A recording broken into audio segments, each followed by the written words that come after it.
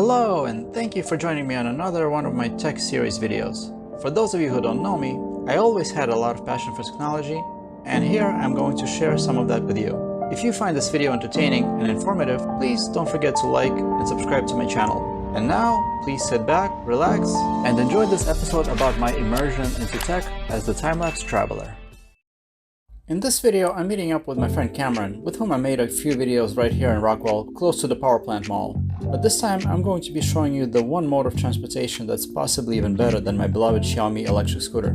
That, of course, is the Sam e-bike, which not only has great performance when it comes to things like good acceleration, power, range, and speed, but is really comfortable and fun to ride as well. More on that in this presentation ahead. Hello and welcome to another scooter review video. This time it's not really a scooter though, it's an e-bike.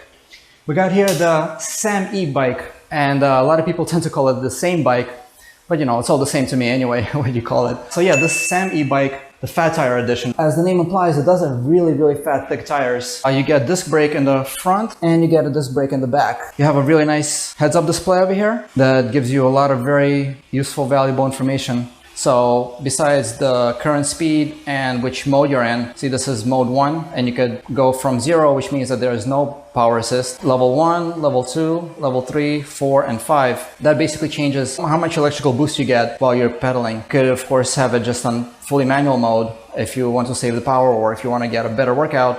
But the reason why you would get a bike like this is to get electronic assistance, or you could go full auto mode by pressing an accelerator and letting your legs relax. So the modes you get over here are the total odometer. Since this e-bike is brand new, set to 0 right now, it hasn't been ridden at all. You get the trip odometer, which shows you how far you've ridden the bike since you turned it on last time.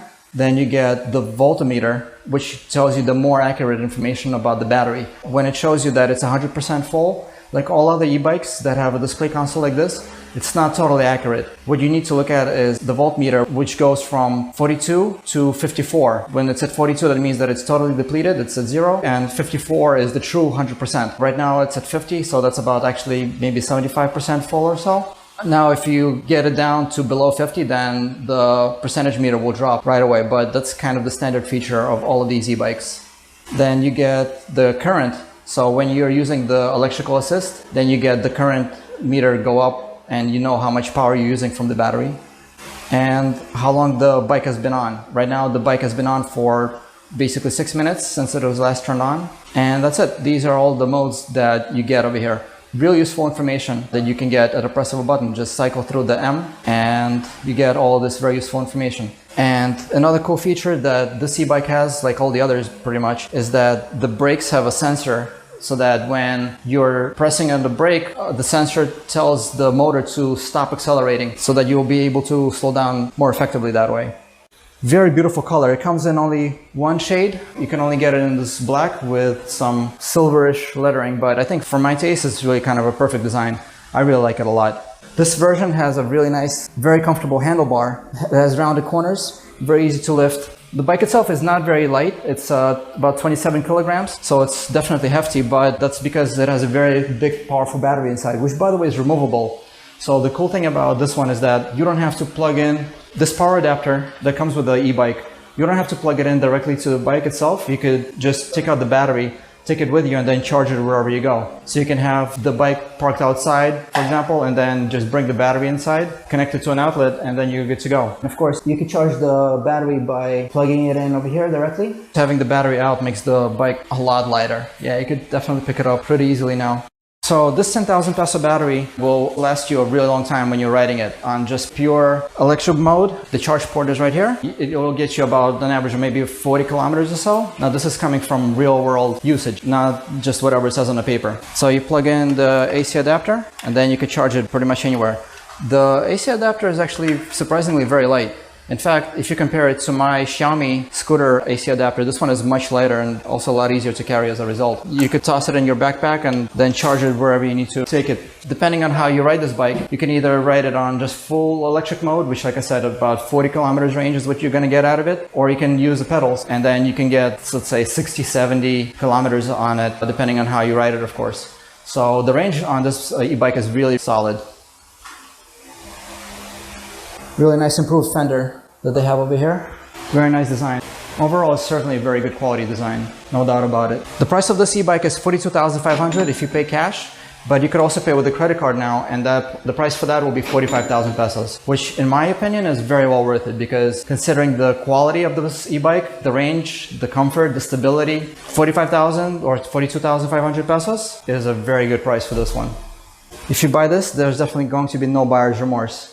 Also, another cool thing about this e-bike is that because it's got standard bicycle parts, like the seat, the handlebars, the pedals, and other components, you'll be able to maintain it just by going to any bicycle shop. Of course, the electronics equipment, if you need any maintenance on that, then you could just go to the seller and then use your warranty for them to fix it up for you. That's the factory website. To find the seller's website, you just have to find it on Facebook, Sam E-Bike Philippines. The link to this website is also going to be in the description of this video. You can also find the warehouse where these bikes are sold out of by looking it up on Google Maps. That's Sam E-Bike Philippines. The warehouse where these e-bikes are sold out of is located in Poblacion, just 1 block away from Rockwell. Just wanted to show you how this battery gets taken out. So for that, you have to fold the bike, and the folding mechanism over here works really well. There's a very nice sturdy handle. It's made out of good material. It doesn't look or feel flimsy at all. So here you get access to the battery. You also have to make sure that the charge port is uncovered over here, because sometimes you can easily make a mistake by trying to yank out the battery with this thing still stuck inside. So there's a very convenient little handlebar over here. So there's a great security feature. You have to actually first unlock the battery using this key. And then you see how this pin went inside? That's actually part of the battery unit itself. So when the pin is all the way inside the way it is now, then you know that you could actually take the battery out. So that you need the key just to do that, because otherwise somebody could just make off with it. And these are pretty much all the features of the e-bike. All right, so let's take this thing out for a spin. These wheels have mags instead of spokes, so because of that, they are never going to bend or break, and that's going to be less maintenance for you to deal with. Suspension in the front, and then you also get suspension in the back. And besides that, the really thick fat wheels are going to give you a really smooth ride. So no matter what kind of terrain you're going over, no matter how bumpy it is, it's always going to be super smooth for you. The rear wheel is where the motor is. It's a 500-watt motor, and no matter how steep the hill is, it's going to give you a really smooth, fast acceleration. So you're going to be able to just zip right up. Plus also this e-bike is designed for people of all weights and sizes. The maximum weight limit for this e-bike is rated at 120 to 150 kilograms. So unless you're a larger person than that, you should be fine riding this e-bike. This e-bike has a crazy loud horn. Damn, you hear that? It's almost like a full-size motorcycle horn. And the light is really bright. Look at this one. It's still bright over here, still daytime, but you could tell just how bright it is. All right, so level 1, very nice breezy acceleration. Now, the battery here is kind of low right now, so you're not gonna get the full acceleration when it's like that. But then just pressing the accelerator button. Right now I'm on level 2. Whoa, this thing really moves.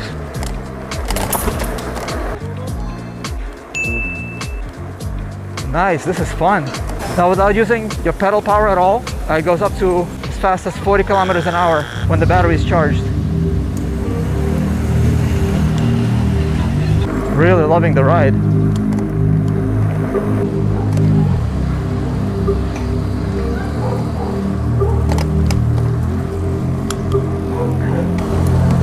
Let's see, going uphill.